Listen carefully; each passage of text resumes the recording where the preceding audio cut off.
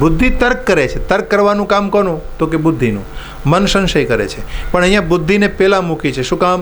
કારણ કે બુદ્ધિમાં તર્ક બહુ ઉઠ્યા કરતા હોય છે, અને તર્ક જ્યાં સુધી શાંત ન થાય ત્યાં સુધી ભગવત તત્વનો મહિમા સમજમાં ન આવે. ભગવતીની આરાધના તર્ક બુદ્ધિથી થઈ શકતી નથી. કારણ કે જ્યાં મન ન પહોંચે, જ્યાં મન ન પહોંચે, ઇન્દ્રિયો ન પહોંચે, બુદ્ધિ ન પહોંચે, તમારી તર્ક શક્તિ ન પહોંચે, ત્યાંથી ભગવતીની શરૂઆત થાય છે, ત્યાંથી ભગવત તત્વનો આરંભ થાય છે. અને એટલા માટે કહ્યું કે બુદ્ધિના તર્ક અમારા મટે, બુદ્ધિના તર્ક શાંત થાય.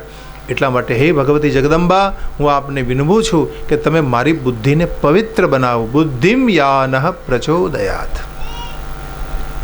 આ મંગલાચરણનો પ્રથમ મંત્ર છે.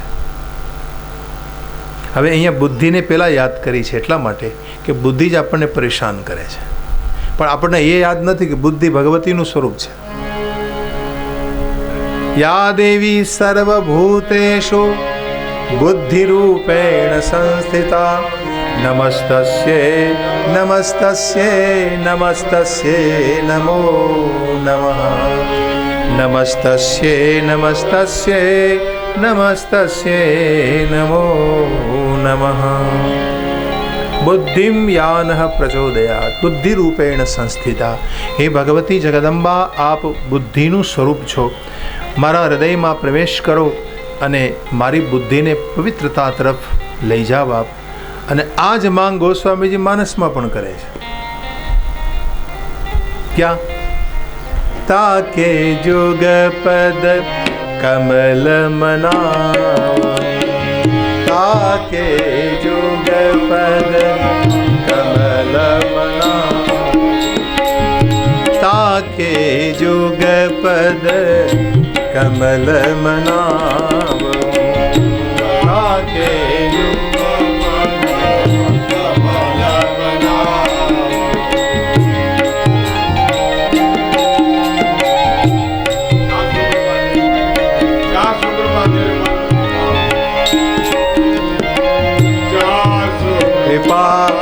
નિર્મલ મતિ પાવો, જાસુ કૃપા નિર્મલ મતિ પાવો, તાકે જુગ પદ કમલ મનાવ, તાકે જુગ પદ કમલ મનાવ, જાસુ કૃપા નિર્મલ મતિ પાવ, જાસુ કૃપા નિર્મલ મતિ પાવ, તાકે જુગ પદ કમલ મનાવ, તાકે જુગ પદ કમલ મનાવ, જાસુ કૃપા નિર્મલ મતિ પાવ, જાસુ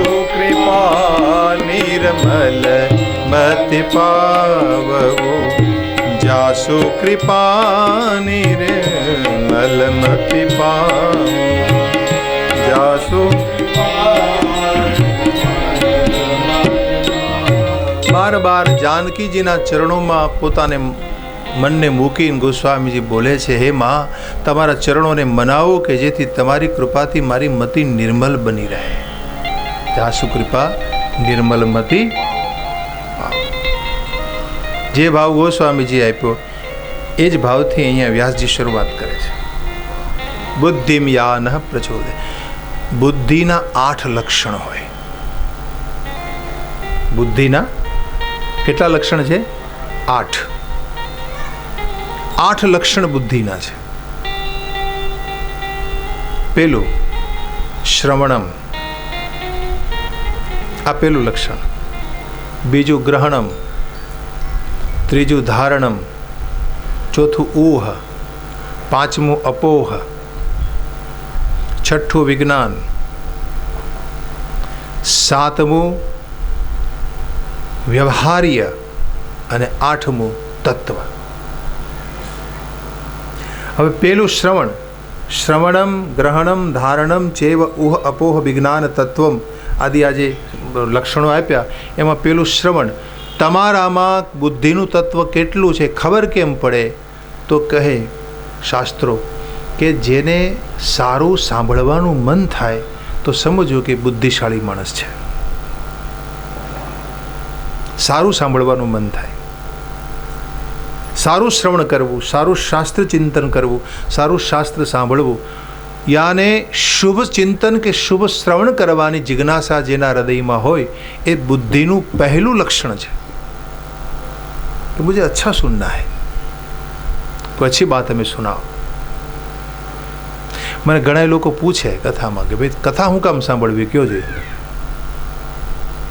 આ તમે કથાનું મહત્વ ગાવ છો આટલું, કથા સાંભળો, કથા શું કામ સાંભળવી, શા માટે? એટલે હું એને જવાબ આપું કે સાંભળીને તમારા હૃદયમાં ઘૂસી ગયેલા અજ્ઞાનને દૂર કરવા માટે જ્ઞાનની કથા સાંભળવી. તમારા હૃદયમાં જે અજ્ઞાન ઘૂસી ગયું છે, ખોટી ખોટી વાતો જે મનમાં ઘૂસી આવી ક્યાંથી? સાંભળીને જ આવી છે. ખરાબ વસ્તુ સાંભળીને, ખરાબ વસ્તુ જોઈને, ખોટી ખોટી જે વાતો આપણા હૃદયમાં ઘૂસી ગઈ છે, અજ્ઞાનની વાતો, એ બધી ખોટું શ્રવણ કરવાથી આવી છે. હવે એને ધક્કો મારવા માટે, એને દૂર કરવા માટે તમારે જ્ઞાનની કથા સાંભળવી પડે, શાસ્ત્ર શ્રવણ કરવું પડે, સત્સંગ કરવો પડે, ચિંતન કરવું પડે. એટલે સારી વાતો, સારી કથા સાંભળવાની ઈચ્છા જેને હોય એને પેલું લક્ષણ કહેવાય શ્રવણ. બીજું, ઘણા લોકો સાંભળે તો ખરા પણ એને યાદ રાખી શકતા નથી. આ કાને સાંભળ્યું, ના કાને ગયું. પણ જે યાદ રાખી શકે એને કહેવાય ધારણ. ધારણ, શ્રવણમ ધારણમ, એને યાદ રાખવું. યાદ રાખવું બહુ મહત્વનું છે ભાઈ. તમે જે સાંભળ્યું એ તમને યાદ રહેવું જોઈએ, અને જેટલી માત્રામાં તમને યાદ રહે એટલા તમે મેધાવી છો, એટલા તમે બુદ્ધિમાન પુરુષ છો. અને એ બુદ્ધિનું બીજું લક્ષણ છે શ્રવણમ ગ્રહણમ. શ્રવણમ, ધારણમ, પછી ગ્રહણમ. ગ્રહણ એટલે કે બુદ્ધિમાં તો આવ્યું, ચાલો યાદ રહ્યું, પણ ત્રીજું આચરણમાં આવ્યું. આચરણમાં આવવું જોઈએ. ઘણા લોકો સાંભળે જરૂર, એમાં ના નહીં, સારી વાત સાંભળી લે, પણ આચરે નહીં, આચરણમાં લેતા નથી. જો તમારા આચરણમાં આવ્યું તો સમજો કે તમે બુદ્ધિમાન છો. તમારી બુદ્ધિનું આ ત્રીજું લક્ષણ છે. ચોથું, કોઈ વસ્તુ સાંભળો ને, સાંભળ્યા પછી તર્ક ઉઠે મનમાં. તર્ક, ભાઈ આમ હશે, આવું હોય ખરું? તર્ક થવો સારી વાત છે, બુદ્ધિનું લક્ષણ છે, પણ એ તર્ક બુદ્ધિમાં ઉઠ્યા પછી એ તર્ક શાંત કરવો જોઈએ. એને મીમાંસા કહેવાય. તર્ક ઉઠે એને કહેવાય ઊહ. ઊહ બુદ્ધિનું લક્ષણ છે. ઊહ કે તમારા મનમાં તર્ક જાગ્યો. તર્ક જાગે સારી વાત છે, પણ એ તર્કને શાંત કરવા કોઈ વિદ્વાન પુરુષને પૂછો, કોઈ શાસ્ત્રજ્ઞ વ્યક્તિને પૂછો, તો કોઈ જાણકાર માણસ પાસે જઈને પૂછો કે ભાઈ આમ હોય ખરું? એટલે એ તમારી સામે મીમાંસા કરે, તમને સમજાવે કે હા આમ હોય. એને અપોહ કહેવાય. તર્કને શાંત કરવો, અપોહ. ઊહ એટલે તર્ક ઉઠે, અપોહ એટલે તર્કને શાંત કરવો. આ બે શબ્દોના મિલનથી શબ્દ બન્યો ઉહાપોહ. આ શબ્દની બધાને ખબર છે, ઉહાપોહ. અને આપણે એનો પ્રયોગ પણ કરીએ કે ભાઈ ફલાણા ઠેકાણે તો ઉહાપો થઈ ગયો. હવે બોલતા હોઈએ ને ભાઈ ત્યાં તો ઉહાપો થઈ ગયો, ઉહાપો થઈ ગયો. પણ ઉહાપો એટલે શું? ઉહ એટલે તર્ક. એક માણસ તર્ક કરતો હોય ને બીજું એની મીમાંસા કરતો હોય, એને અપોહ કહેવાય. ઊહ અપોહ, ઊહ અપોહ, એ બંને શબ્દ મળ્યા એને કહેવાય ઉહાપોહ. આ બુદ્ધિના લક્ષણ છે. શ્રવણમ, ગ્રહણમ, ધારણમ, ઊહ અને અપોહ. તમારી બુદ્ધિમાં ઉઠેલો તર્ક શાંત બને, અને શાંત બન્યા પછી એ તમારા વ્યવહારમાં આવે. મતલબ જે જ્ઞાન તમે પ્રાપ્ત કર્યું, જે જ્ઞાન તમે સાંભળ્યું, એ તમારા વ્યવહારમાં હોવું જોઈએ. જ્ઞાન કેવલ વાણીમાં હોય એ જરૂરી નથી. જ્ઞાન વ્યવહારમાં પણ હોવું જોઈએ, વ્યવહારિક જીવન હોવું જોઈએ. તમે કેવલ બોલો, ત્યાગની વાતો કરો, જીવનમાં ત્યાગ ન હોય તો એ વાત નકામી છે. ક્ષમાની વાત કરો પણ તમે બીજાને ક્ષમા ન આપી શકતા હોય તો. લોભ છોડો, લોભ છોડો કહેતા હોય તમે જ લોભિયા હો તો જ્ઞાન છે એ તમારો વ્યવહાર બને, તમારો વ્યવહારિક જીવન બને, એ પણ બુદ્ધિનું લક્ષણ છે. પછી જે જ્ઞાન તમે પ્રાપ્ત કરો છો એને વૈજ્ઞાનિક રીતે મૂલવો. વૈજ્ઞાનિક રીતે, વૈજ્ઞાનિક એટલે પ્રાકૃતિક રીતે. દેખો, વિજ્ઞાન છે ને એ જગદંબાનું રૂપ છે. વિજ્ઞાન એ જ પ્રકૃતિ છે, પ્રકૃતિ એ જ ભગવતી જગદંબા છે. જગદંબાનું બીજું સ્વરૂપ છે વૈજ્ઞાનિક સ્વરૂપ. પ્રકૃતિ જો હે ને, પ્રકૃતિનું બીજું નામ વિજ્ઞાન, સાયન્સ. આજે સાયન્સ તમે બોલો છો ને, એ માનું રૂપ છે, માનું સ્વરૂપ છે. તો વૈજ્ઞાનિક રીતે એ જ્ઞાન તમારી સમજમાં ઉતરવું જોઈએ. આ પણ બુદ્ધિનું લક્ષણ. અને અંતમાં છેલ્લે 8મું તત્વ, તત્વયાને આત્મા સુધીની ઓળખાણ કરાવી આપે, એ બુદ્ધિનું 8મું લક્ષણ છે. શ્રવણથી શરૂ કરી અને તમને તમારા આત્માની ઓળખાણ કરાવી આપે અને આત્માનો પરિચય સુધી તમે પહોંચો છો. આને બુદ્ધિનું 8મું લક્ષણ કહેવાય. આ બુદ્ધિના 8 લક્ષણ જેનામાં હોય ને, એ બુદ્ધિમાન પુરુષ કહેવાય. પણ એ બુદ્ધિમાની પ્રાપ્ત થયા પછી પણ જો એ મતિ તમારી નિર્મલ ન હોય તો તમે રાવણ બનવા તરફ જઈ શકો છો. રાવણમાં બુદ્ધિમાની હતી જ, હતી ને, બધા લક્ષણ એનામાં હતા, લેકિન એક નહીં થા. ક્યાં? शुद्धि नहीं थी. बुद्धि थी लेकिन शुद्धि नहीं थी. और इसलिए आरंभ में मेरे व्यास ने कहा बुद्धिम यान प्रचोदयाद, हे माँ मेरी बुद्धि को शुद्ध बना दीजिए, पवित्र बना दीजिए.